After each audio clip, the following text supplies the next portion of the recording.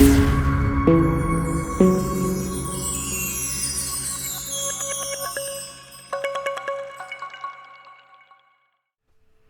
guys, and welcome back to HJW Gaming once again, and a continuation of my season updates, and actually what will be the final season update for my most recent Tactics Evolved server.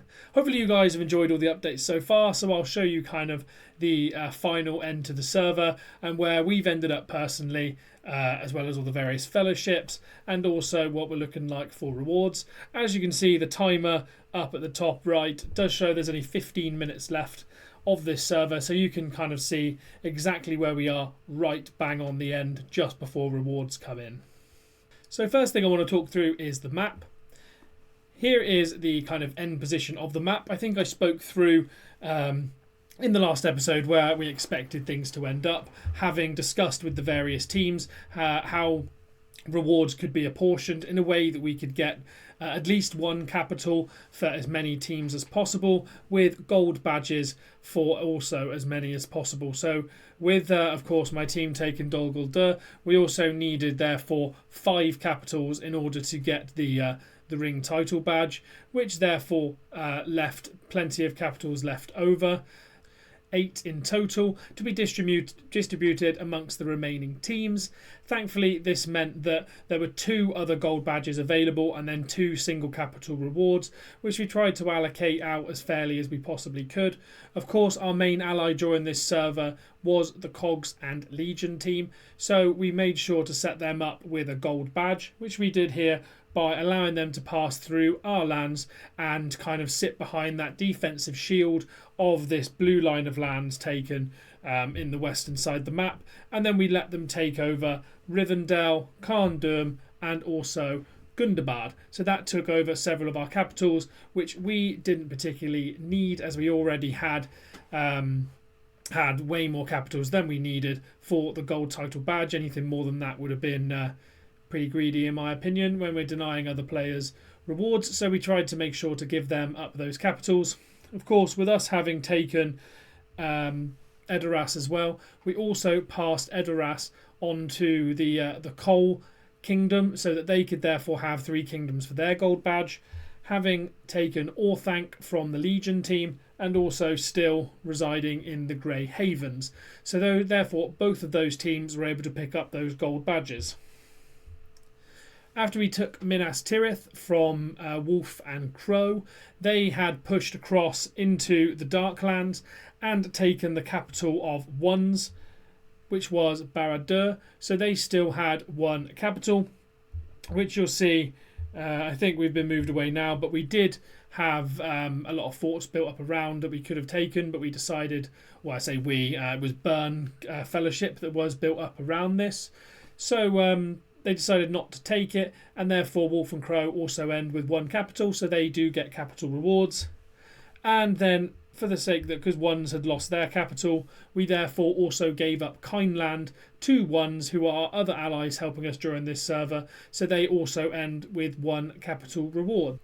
This lines up pretty well with fellowship reduction and generally where most fellowships have fallen in the pecking order during the season. I'd say the only kind of exception to that is potentially Legion, who kind of obviously did at times have real trouble dealing with Darm and Mine, who were definitely the kind of secondary power in this server, who did very, very well. So, of course, deserved gold rewards themselves, having put up a tremendous fight. This has probably been the least toxic server I think I've ever been in. It's all been kind of good vibes the whole way through, if I'm being really honest. From most teams, not a huge amount of complaining and toxicity. And we played with Darm and Mine last season. Obviously didn't go well for us last time, but it has been a pleasure again this season. They are all a very, very friendly bunch, so definitely deserve gold rewards. And with Legion being our ally, they're always going to get gold rewards as well. But as you can see, production-wise, there is Huns as well, who were definitely deserving of that kind of 5th set of rewards available. And Crow and Wolf definitely put up one hell of a fight as well. A lot of these are not extremely high season players, so to put up such a long fight, and again not being massively toxic, was great to see. And they definitely gave the server a bit of a run for its money with the way they positioned themselves, particularly early season when they positioned themselves very, very well against us and hit us from the south whilst we were struggling with mine and Darm in the north, and therefore split our resources. So they were definitely a very valued part of this server and deserved rewards. And similarly, Ones had a lot of fighting with exactly the same team, with Wolf and Crow back and forth during the server. So if there's another capital available, and they also were on our side, of course it was allocated to them. Unfortunately, it does mean of the kind of fellowships that remain who lost out, I'd say Dirt were the ones that have kind of been most active. Them and Ones had skirmishes throughout the server, and unfortunately there wasn't enough capitals for them to pick one up. And then Mass as well has been kind of in the background as they spawned the same sort of area as us. Didn't kick up a massive amount of trouble. I'm not sure how active they are as an overall fellowship, but yeah, unfortunately they weren't able to have rewards. So, but overall, rewards by and large, I think, do reflect the overall balance of this server, and hopefully most people can be happy with rewards on the outcome. Obviously, everyone wants to win the season, but sometimes that can't be possible. So I'm very grateful that after last season, we have come out with the win this season. Looking back at map pings, you can still see there's a lot of skirmishes going on. A lot of this is kind of friendly PvP. Our primary PvP has been going on with Darm and Mine across the pass that I mentioned in my last video, where both have kind of stayed on both sides. Of course, with them owning this pass, they have been able to hit and clear our forts a few times, but it doesn't matter too much. Both are just looking for PvP and looking for fights, and we've similarly been eagle bombing back onto their side as well. So there's still a lot of merit available in this server, albeit merit that obviously isn't with a targeted outcome, if you understand what I mean. We're not trying to progress into their area. Dirt and Ones continue to have their PvP. I think this is Ones defending their capital, with Dirt obviously trying to secure themselves some rewards. But there is another red ping between them there, which just kind of backs up what I say, that I think Dirt were the one kingdom that unfortunately were not able to pick up rewards, despite the fact they were fairly active within this server. And then lastly, we have a number of pings around the Darklands between Burn and then Wolf and Crow. You can see there's one here in Gorgoroth for 7.9 million, and then another of 3.1 million down in the southern Athelian pass as well. And this is primarily just friendly PvP again between the two opposite kingdoms. So I guess the question now is kind of where did we end up? As last time you saw me, I'd stated I'd had quite a long period of inactivity due to workload, and therefore we were struggling a little bit to get into the top 50 of merit, and we needed to make sure to secure our self rewards. Well, if I look into overall leaderboard production first, we actually are 14th currently for production, if I move slightly to the side. So our production's ended still. We've had good production all server, which is made, based off that very high farming we achieved from our first 24 hours in particular, as well as that first week. Coming second in the Awakened Power event, and from then on we pretty much didn't need to farm. Our resources slowly stacked up as we claimed lands in PvP, but otherwise stayed pretty consistent throughout the season. So we've always had pretty good production. But I guess merit's what you're more interested in. So for the overall season, we are currently at 56th. So as at time of rewards, it looks like that's where we are going to end. And you can't see unless I move to the side, with 2.8 million merit, which sits around with a lot of home members. And a lot of this merit was taken fighting Mine and Darm, so fighting the probably the second best kingdom in the server, not picking up easy merit elsewhere. Obviously I could have sent my commanders and relocated against some of the smaller teams if I wanted to pick up free merit, but I thought why not just be really active around this pass and pick up some good merit here.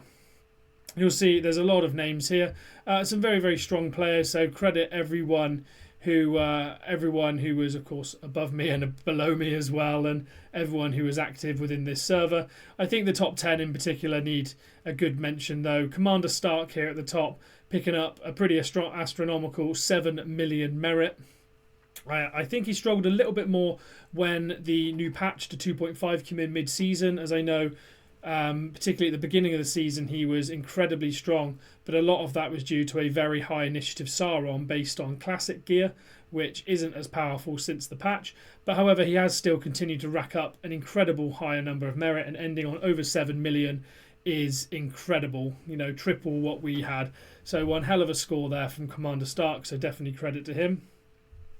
Coming in second was Daddy Fenrir, picking up that on behalf of Wolf. So you can see he was definitely Wolf's primary damage output. 6.4 million of merit is incredible. So again, big congratulations to him.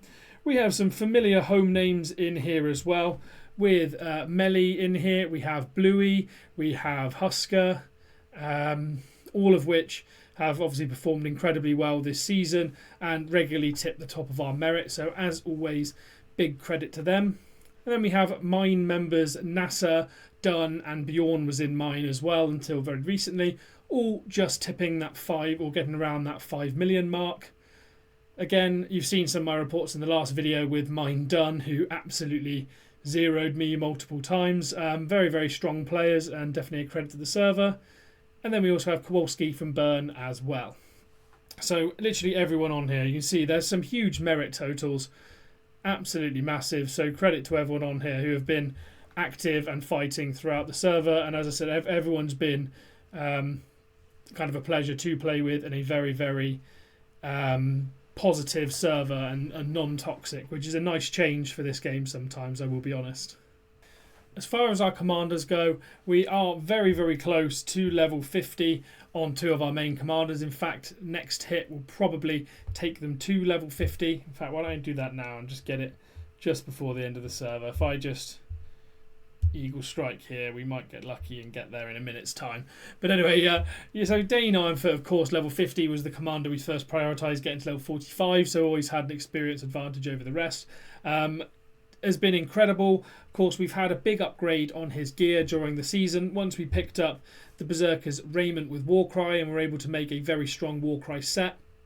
Big upgrade on the scale mail we had previously, and of course fully refining our Blazing Tongue as well has allowed for a great amount of damage output from him with that 38 to 61 damage, along with nearly 250 might. Now I've upgraded my Cask of Pride to 5 stars as well. With his gear set pretty much complete, apart from we could really do with some more Palantirs to refine. Other than that, his gear set's pretty much complete. We are obviously seeing some very good results from him, and it's great to have him level 50, and he will be in my team for the foreseeable, assuming no nerfs to commander skills.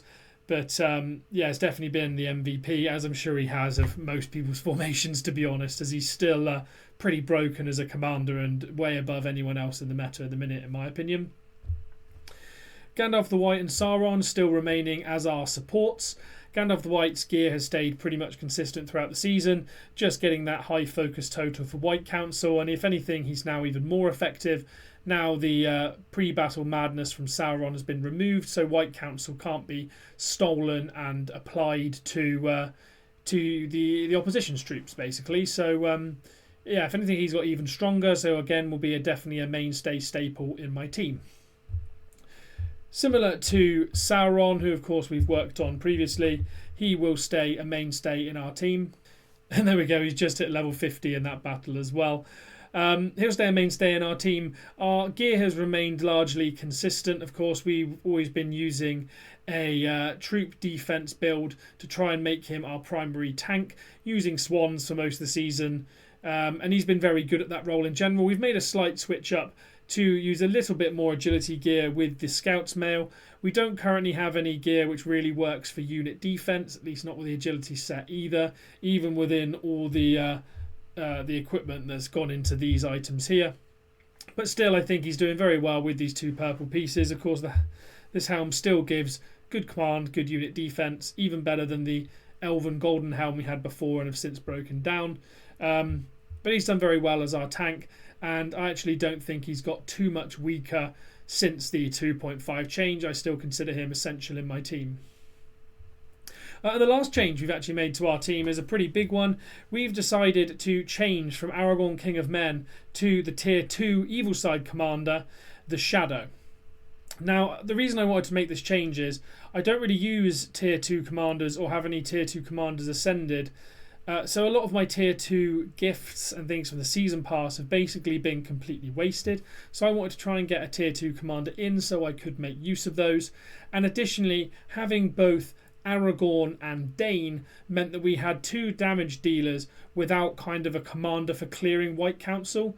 And with my Beorn being currently still too low respect for use, I decided to go with the Shadow, as he seemed to fit the bill of what we needed. On top of that, with his build now requiring focus, we were able to make use of an accessory we actually had an abundance of, which was the fine smoking pipe. Whilst I only had very few drums of Barad-dûr, so I couldn't refine those, and only 1 Palantir, so unable to refine that, we had multiple fine smoking pipes due to season passes previously. So we were able to fully refine this, as well as fully strengthen as well, to get focus and high damage for the Shadow, which meant that we could get the damage stat for him above and beyond what we were able to get for Aragorn, King of Men. And on top of that, he serves that White Council clearing role as well. And with 2.5 coming in, King of Men received somewhat of a nerf in respect that his kind of 3rd skill isn't a damage skill. So when you get him fully upgraded, you can't put remaining, these 2 are his main damage staples, and you then can't really increase his damage very much. Whereas the Shadow, of course, has those 3 damage skills that we can make use of. So yeah, I thought I'd basically make a change up to my team, and since doing so, we've definitely seen very positive results for him. We have picked his unique up as well, and the golden skin will be upgraded soon. Once I get a little bit more golden gear, that'll be my priority. But yeah, we're seeing great results from him so far. So yeah, I definitely think this is a positive change, which drops King of Men into the kind of second team, which we'll use primarily, I assume, for resource farming, though it will still feature particularly in my season start videos, as his early damage will still be very, very useful for low troop farming on tiles. So yeah, season end for merit. As I said last time, we were struggling a little bit for top 50, and so we had to go on a bit of a mad one, trying to farm a lot more merit and contribution in order to move ourselves up the ranking. And thankfully we did that in spades, hitting a lot of, obviously sending those eagle armies over that pass and hitting a lot of armies at a time allowed us actually to rise well within the top 50. We jumped all the way up to 29th. Of course, in the last few days I've gained 1.2 million merit. So it's unsurprising we've jumped up so much, but yeah, firmly in the top 50. So we will pick up those top 50 rewards. And with our development tab fully complete, teamwork 1 to 50, and of course the renowned conqueror badge as well. Though the bottom version with 700 coins, we do therefore pick up a season campaign medals of 1400, which will allow us from the store to pick up one of the golden items. I'm not sure which I'm going to choose actually, because normally I would almost always go for the blazing tongue. As I've said previously, I consider it probably the best item on here. Is it good weapon, good damage, good combination of attack and focus, so you can use it on a mix of heroes.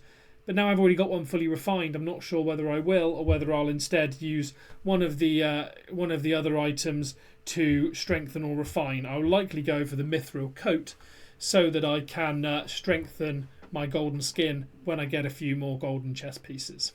And lastly, to just show a couple of reports and how we kind of gain this merit, we did have a couple of crazy hits. This one in particular, I just kind of quickly sent it onto a fort whilst I was on my lunch break at work, and we did get this massive hit of 9 different armies, 2 of which are tunnel, so 7 different PvP armies, which we took out all in one go, as you can see, which is pretty nuts when you think about it, hitting that many armies all at once.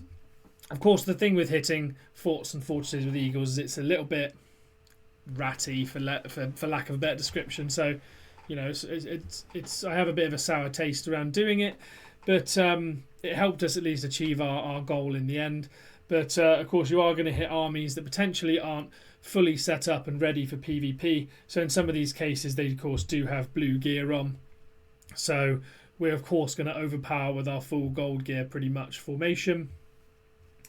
You'll see here Shadow outputting some crazy damage numbers still as well anyway, with 136k of damage here, and still a really good hit. Of course, you don't hit 6 or 7 armies all in one go without them being a little bit unprepared, but still good results for us and some very good reports. we have hit some very interesting armies along the way as well, hitting Harrison Ford here as well, who appears to be testing out in the end of season some kind of new army combination, using Lurtz as main damage dealer, supported by both Oglurg and Azog, and it seems to be doing reasonably well for him, judging from the damage output he's getting from his Lurtz of 150k, though maybe he needs something a little bit more defensive to help him survive, as we were able to output almost 200k on our own Dane with 130k from Shadow as well. So something like a Gandalf the White thrown in here would probably be extremely valuable, but it's just always fun to see someone rocking something slightly different, particularly at season end, and testing out the new some of the new commanders, particularly Azog. And of course we have hit some regular armies as well. With Zell here we got a good report against. We weren't full army and lost about another half, but using full mountain trolls, which seem to be moving more into the meta, we did fight a leveled up Dane, Beorn, Gandalf the White, and an Aragorn King of Men instead of Sauron, but still a very, very strong and levelled army.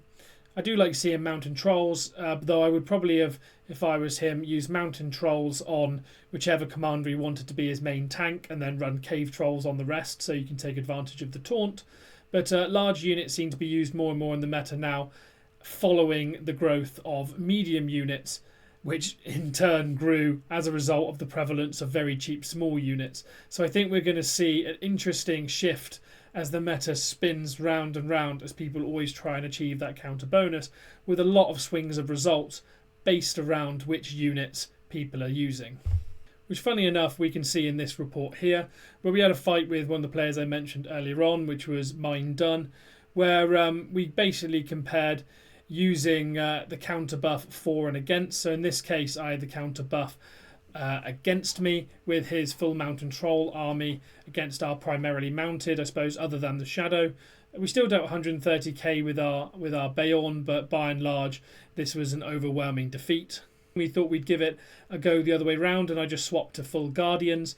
And here the report was by and large equal, though of course as far as resource cost goes, this would be if this was in season, this would be an overwhelming victory for myself due to the time and resources required to get this number of mountain trolls versus the number of guardians. But it's just interesting to see how far the battle swings either way, depending on which direction the counter bonus is going in. Anyway, with that, that's a full update of my season, and this will be the last video related to it, unless I decide to put one out showing off my rewards. Hopefully you guys have enjoyed keeping up to date with my season, and for my next one I will also be streaming, so keep an eye out for that. And yeah, hopefully you guys can keep up with me. If you want to see some more of my commander guides or also my seasonal content in the future, please could you hit subscribe and consider liking this video as well if you've found it fun and enjoyable. And with that, I've been HJW Gaming, and I really hope to see you on the next one.